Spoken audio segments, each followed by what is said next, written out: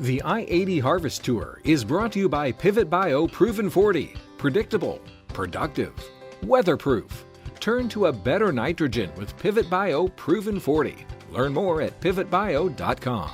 Harvest is picking up across the country. USDA saying in its latest crop progress report that 10% of the corn crop is now harvested. That's slightly ahead of the 5-year average. Some soybeans also getting cleared with 6% harvested right now. That's right on par with the 5-year average. Meanwhile, cotton harvest is rolling with 9% completed, 2% behind the 5-year average, and 21% of the winter wheat crop is now planted.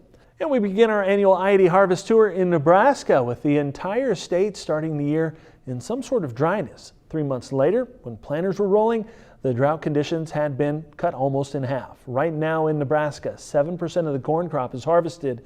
That's 2% ahead of the 5-year statewide average. Soybeans, 4% harvested, just a little behind of average. Now, as harvest begins, only a small portion of the state is facing extreme drought conditions.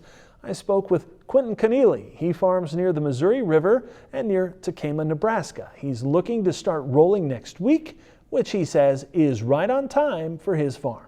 I'd say we're pretty fortunate here. We got the corn in on time early, and then the beans was a little bit of struggle. We ended those about the first week of June, getting everything in. Got a little wet spell there, and we stayed pretty moist through July, and then we hit a little dry spell at the end of July. So I had to do some heavy irrigating there. Got the corn finished out, and then had to put a couple inches on beans there in August. Got a little dry spell there too, and I think we're sitting pretty good right now. So just eager to get out there, and you never know about the beans, so it's fun to get out there and see what they actually make. USDA meteorologist Brad Rippey tells us corn and soybeans are maturing at a faster than normal pace in much of the Midwest, and that is alleviating concerns about an early frost causing problems for the crop.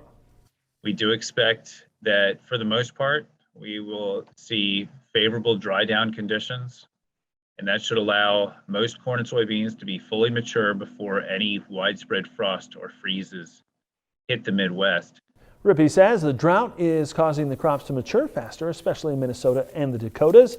For Quentin, he's just happy to be bringing in a crop after dealing with flooding back in 2019. Yeah, that in 2019 was a struggle, a really big struggle. Lost a lot of acres to flooding there a few times, and then yeah, we're just looking back. It was about a year ago. Our stuff was underwater still. So, well, the way we're looking right now, we're really fortunate and looking forward to getting out there and playing in the fields. So, Quentin tells me they saw some plentiful rains and were pretty heavily irrigated on the eastern side of his state.